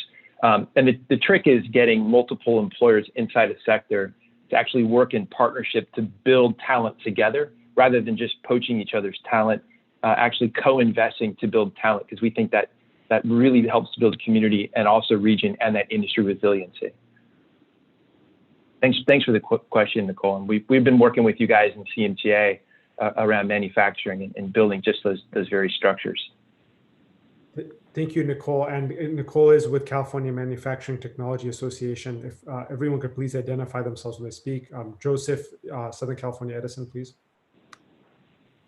Thank you, Angelo. And Tim, you kind of addressed what I think is answer to my question. I was just thinking about maybe some type of campaign to encourage philanthropy in the corporate sector to sign on to this thing, because, the elections are going to tell whether we'll get support from the federal government. But, do you envision, like, how do we start, like, just collecting pledges from philanthropy? I know, like, the James Irvine Foundation has a Better Careers initiative. There are other companies like Edison are looking at how we show up in the workforce space and what kind of policy and investments we can be making. But do you see the state doing some type of broad-based campaign to start getting pledges and to getting some of these corporations to sign on and say, hey, we'll make investments? Because I think some of them may need the board or the departments thinking about how to show up and how to be strategic about the investments that they make around clean energy and the whole idea around the just transition and that report that you and Kate Gorton did. Do you see anything like that happening in the near term, or is it going to be kind of like project by project? That's such a great question. Currently, it's been project by project. Secretary Sue has been amazing at kind of framing this up for some of the larger foundations in the state, particularly Irvine, that has actually stepped up to invest in some of the work. Irvine even came in and offered to help us with the tree trimmer initiative that we mentioned with IBW 1245 and PG&E to help kind of get that started. So yeah, I think there's huge potential to get the foundations really kind of mobilized around investing in this work. The term high road is catching on, and you hear folks at the foundations actually using the same terminology. The concept of building equity and quality jobs is really catching on, and people are understanding that more and more and what that entails. So it's building. I think the campaign idea, though, is a really terrific one. Utilities are stepping up, just like yours, Joseph, in doing this also, and putting ideas and even some resources on the table to build access to these high quality jobs in the utility sector. So yeah, I see that as a huge potential, Joseph. Thank you for bringing that up. Thank you, Joseph. We're going to move now to Joelle's updates regarding regional plan implementation and the Workforce Accelerator Fund. Thank you, Chair. Just quickly, both of these initiatives are funded with our WIOA 15% discretionary dollars. So the regional plan implementation solicitation is currently out and posted on our website. This is funding for the California regional planning units to develop and implement their regional plans. So again, that's out. Those applications are due back December 4th. And the second initiative that I will give an update on is our Workforce Accelerator Fund. And for those who don't know, Workforce Accelerator is funding to prototype innovative strategies that bridge education and workforce gaps for targeted populations, and then implement these promising models and practices into the workforce system and the service delivery infrastructure.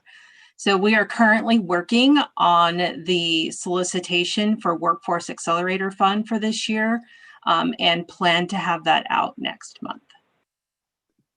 Fantastic. Thank you so much for your efforts, Joelle.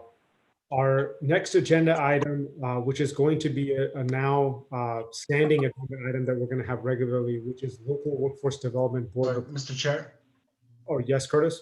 Mr. Chair, I have a quick update on prison to employment under the initiatives before please, sorry. go on. Please proceed. Apologize. Sorry.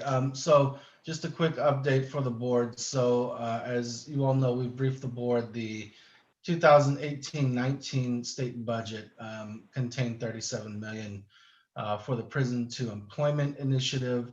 The state board put out grants on that. All those grants are out in the field for direct services and for supportive services. Just wanted to share the partnership and the task force activity where we were building a lot of that synergy and partnership with CDCR, the California Prison Industry Authority, as well as our local boards was paused a little bit this year because of the pandemic and the impacts on our state prison system. We've been meeting with CDCR to look at the system, but I did just want to note for the board that you know, the demand for those services has increased, especially because a lot of our prisons and jails in the state have stopped or reduced their intake, and also have increased at the same time their releases. So for instance, in CDCR, it was reported by the Public Policy Institute of California that they're at their lowest numbers that we've seen in 30 years, which means that people are coming out earlier, but are in need of services, especially because we are at record high unemployment, and people need jobs to safely reintegrate back into society. So I want to just give credit to our local boards and their partners in the community who are continuing to provide these services. I think that with the funding level, with the initial funding level in 2018, right, we were already barely scraping the surface, being able to serve, I think it was around 2,000 people through that initiative. But again, we are seeing thousands more people coming back and returning from state prison or from incarceration because of the pandemic. And so we have revived our task force with CDCR and are looking, we've rebuilt our work groups, and we're laying out work plans to continue that work. And the service delivery will continue in the field under this grant program, and we'll continue to monitor that. Dr. Travis Baker is leading kind of the research end of this program, since those grants are out in the field. And we are right now working on trying to bring on the University of California, Riverside to help us do that evaluation for this grant program. So just wanted to share that quick update with the board. And thank you, board members and Mr. Chair. Thank you, Curtis. I'm sorry about that again. And I can't emphasize how important that is, the prison to employment. I know from an equity standpoint, especially, these are some of our most vulnerable populations that also need to make sure that they're getting access to quality jobs during this crisis. And Joel, thank you for sharing this link regarding the solicitation for the regional plan implementation and the GGRF Greenhouse Gas Reduction Fund High Road Training Partnership. Now going to the item I mentioned earlier, this is going to be an ongoing standing agenda item, a local workforce development board report, economic recovery, jobs and equity. Some of us, like myself, serve on local boards as well, and we want to make sure that the state has a pulse on what's happening at the local level, and through the leadership of our local boards. And we're fortunate that Jan Vogel, who's chair of the California Workforce Association, made this request formally to us. We know that our local boards are on the front line in responding to all of these different crises, whether it's social equity and fighting for economic justice in general. So Jan, Executive Director of the South Bay Workforce Investment Board, Blake Congsel, I hope I'm pronouncing that right, Executive Director of Fresno Regional Workforce Development Board, and then our board member Chuck Riojas also serves on the Fresno board. Jan, do you want to? Sure. Thank you. Sure. Thank you, Mr. Chairman. And thank you, Tim, and thank you for the board and all the work that you guys do and the volunteerism that you have. Without the boards that we have locally and at the state board, we would be nowhere. So I really appreciate your dedication.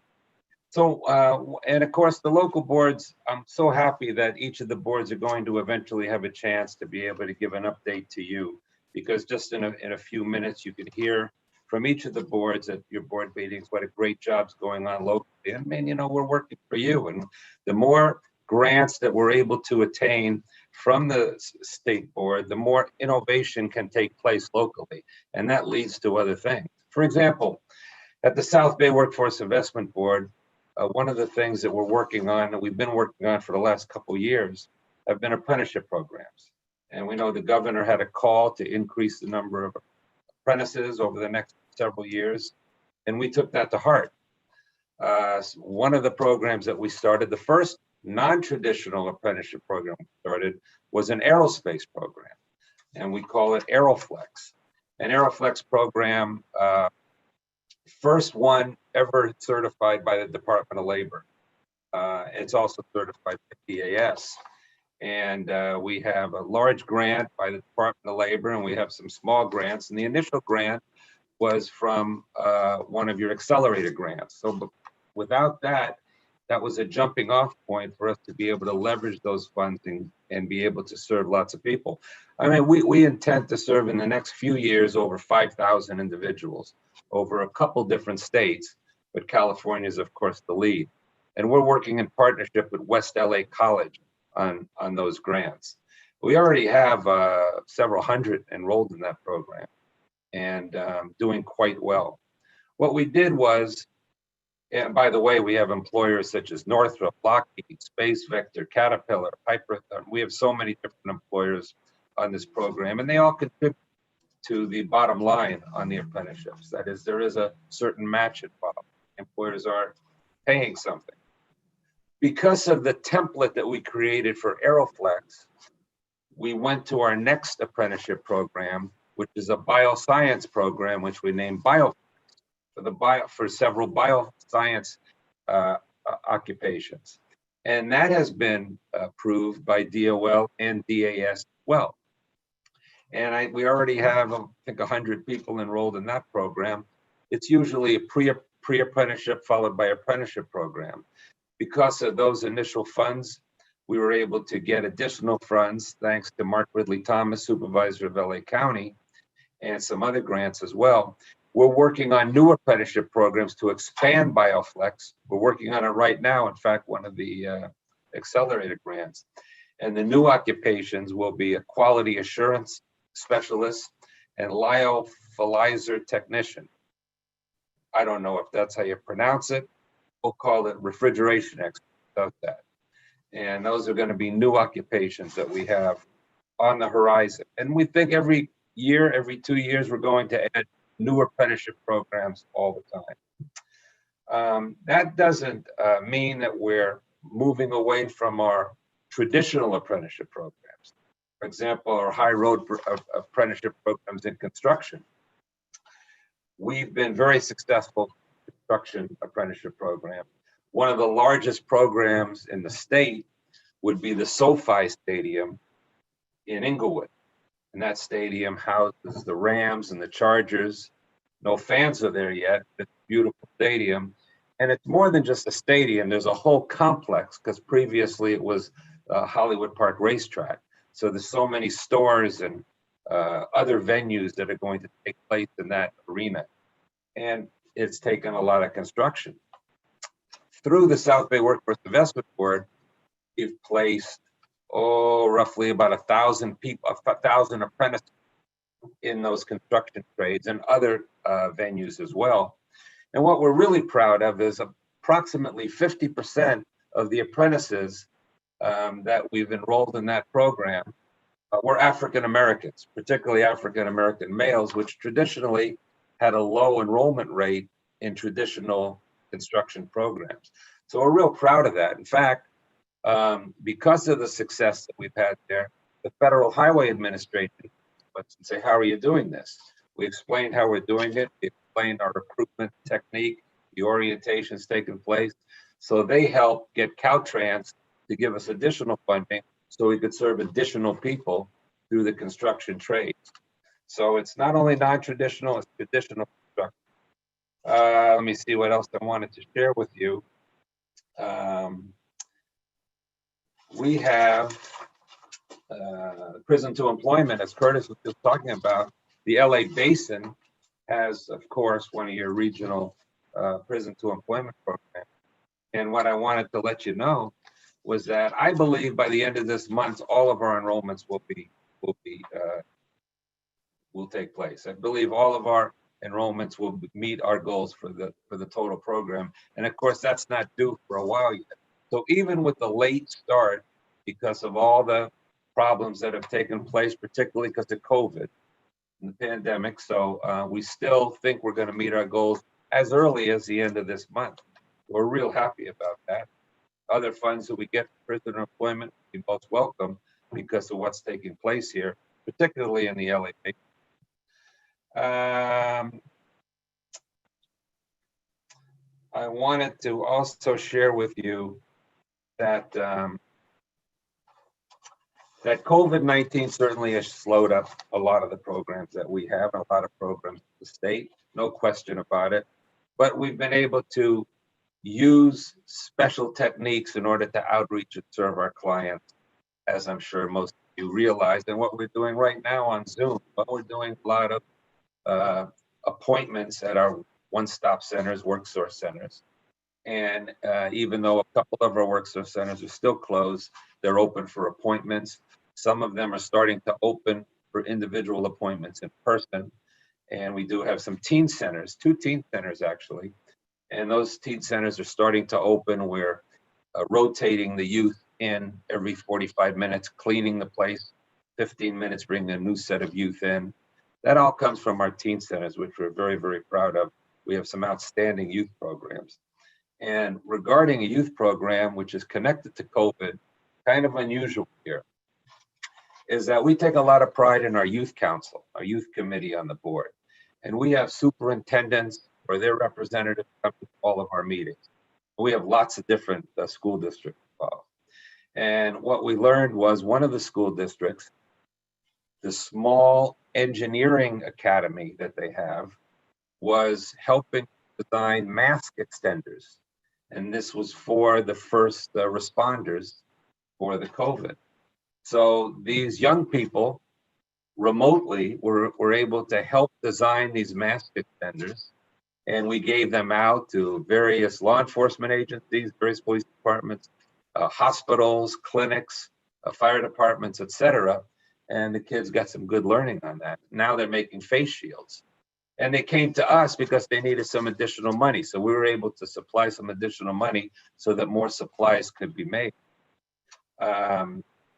Also, the school districts, because of their participation on the youth council, told us privately in the depressed areas, economically disadvantaged school district areas, they weren't able to feed the youth that weren't coming to school because they didn't have enough bags. They didn't have enough lunch bags to put the food in.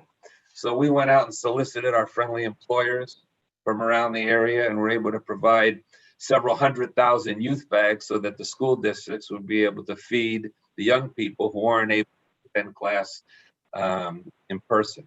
The importance of that is to realize that the workforce boards do much more than what people think. That is, it's more than just taking WIOA funds and serving individuals. It's coming up with new concepts. It's going after new grants to leverage the funds that you're able to provide. And it's even providing lunch bags for the youth that can't afford it. So whatever they need, opening teen centers, for example, that's what we've done. We run a youth build program. So whatever is needed in the community that can eventually lead to work or help somebody to get a hand up as opposed to a handout, we're able to provide that. And you'll hear all these different stories from various boards. And of course, the most important thing that happened yesterday is the Dodgers won the damn World Series after 32 years. So if that can happen, I think anything can happen. On. So we're going to make, everything is going to be coming up roses now that happened. So anyway, I want to thank you for the opportunity. Certainly would answer questions if that's appropriate.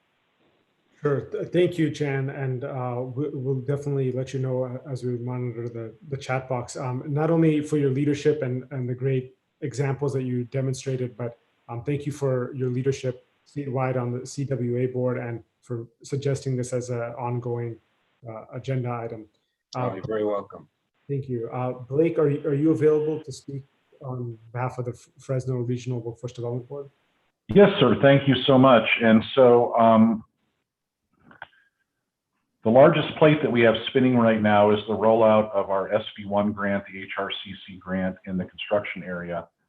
Our workforce board has been focused on pre-apprentice training, pre-apprentice multi-craft training in the construction sector in partnership with our local union and unions and Building Trades Council.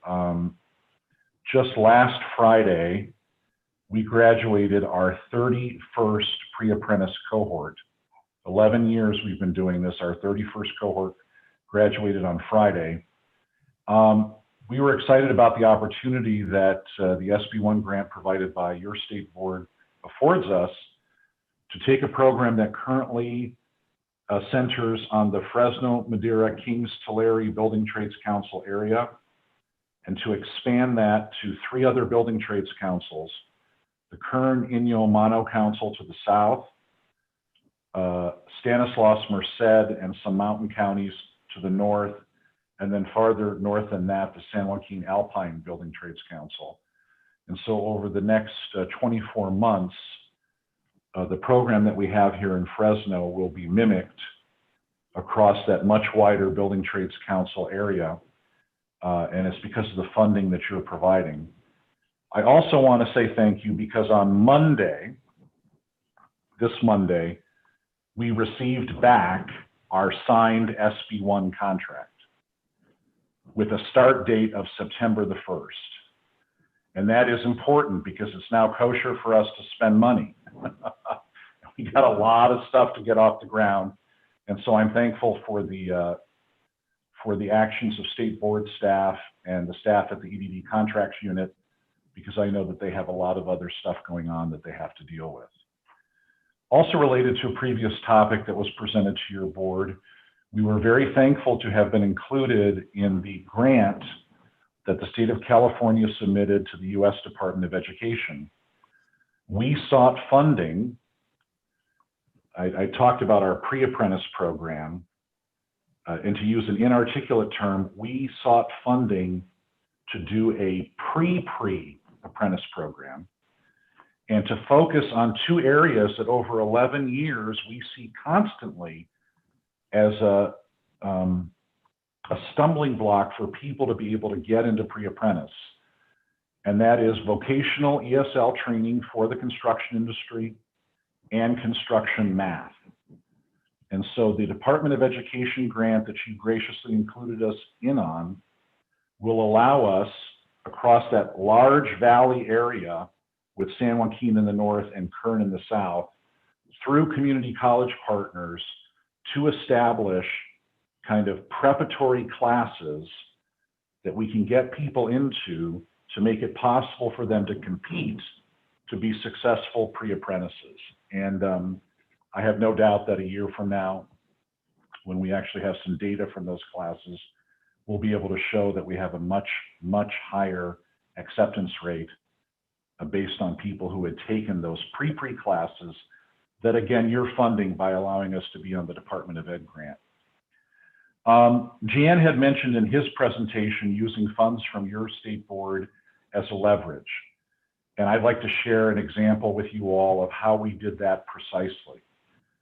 So we are very happy that we are the recipient of a grant from CAL FIRE in partnership with our local Conservation Corps and the forestry program that exists at Reedley College.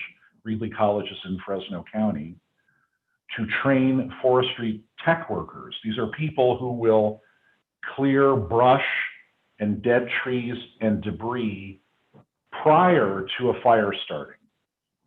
That's the only way to get in front of the ball.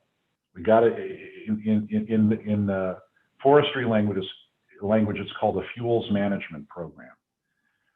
We were able to get that grant from CAL FIRE in February, March, which was for $1.7 million. We were able to get that grant because your state board and Tim gave us a small grant of about $300,000 to prime the pump. So the very first grant we received was from the state board, and we could start some activity. That meant that when we went to CAL FIRE, our whole pitch to them was not future tense, we will.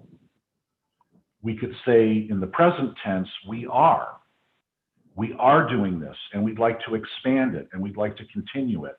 And it really was, it was the sine qua non. If you hadn't given us that money, I don't think we would have gotten the CAL FIRE grant. And so I want to acknowledge that for all of you who were on the call. On a more generic level, Janet also talked about dealing with COVID. I am happy to report that our main one-stop in the Metro Fresno area, we did not close.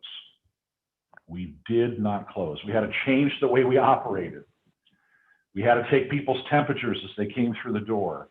We had to dramatically reorganize how our furniture was placed and how many people could be in a room. We had to mandate face masks. We had to do a lot of stuff. We had to schedule, scheduled appointments, and then if there are open slots, people can walk in. And we were able to do that because, thank God, at our Metro location, the workforce board is the leaseholder. I have 3 other locations in my county, one where a community college is the leaseholder, another where the state is the leaseholder, and a third where the DPSS is a leaseholder. And all 3 of those locations closed, not at our request, at their insistence. But we have been able to continue to do business and to try, to begin doing stuff remotely that we hadn't done. I think like every other board, the biggest issue that we're facing are people coming in with UI questions and then having to direct them to an 800 phone number to get those questions answered. I think people would be reasonable about getting their check if they could talk to somebody. That's my opinion for what it's worth. Okay. So, yeah, that's where we are. We're thankful for the support that you all have given us, and really that funding that you offer and all the different types of grants that you have allow us to be creative and to prove something. And then after it's been proven, to use our regular WIOA funding to continue those types of projects or to go after additional grant funding. And I'm at 7 minutes and 28 seconds, and I'm going to stop. Thank you, Blake, for sharing those great insights. And I particularly appreciate your interest in getting, in terms of pre-apprenticeships, the earlier we can involve people, the lifelong benefits of earning potential and opportunities for the families, the better. Everything that you covered, just thank you so much for those insights. We also have another voice from Fresno Regional Workforce Development Board, Chuck Munoz, if you want to share your thoughts as well.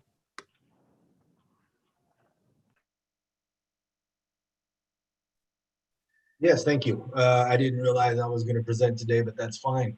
The only thing I could add to Mr. Conswell's comments were, and I'm happy to note, out of the graduates that graduated Friday, 3 have already gone to work in apprenticeships as of today, actually. And so we're real happy with the funding. We're all real happy with our leveraging of funding. We are moving very rapidly in the right direction, thanks to the support of the state workforce board, most definitely. But happy to note the work picture looks good in the near future. Leanne and I happen to have a meeting with our incoming mayor just yesterday, and he's highly supportive of a citywide project labor agreement, which ultimately will leverage the pre-apprenticeship programs and the pre-apprenticeship programs that we run right into those project labor agreements. That's great. Thank you, Chuck. And I know Leanne had made a comment earlier. We appreciate her leadership on our state board as well, on behalf of the Fresno County Economic Development Corporation. Thank you all for those insights. And we really, again, I think this is a great tradition. Not only does it validate, the investments that we're making, but the more that we can put to scale best practices from regions like yourselves, like in Fresno, the better the state will be served for that. So thank you. Our next agenda item is other business. If anybody has anything general to share, I will point out that our calendar for our executive committee and board meeting schedule for 2021 is being finalized by staff. So all of you will be getting that shortly. And now we'll go to public comment. Curtis or Clemente, did we receive any public comments that we need to speak to?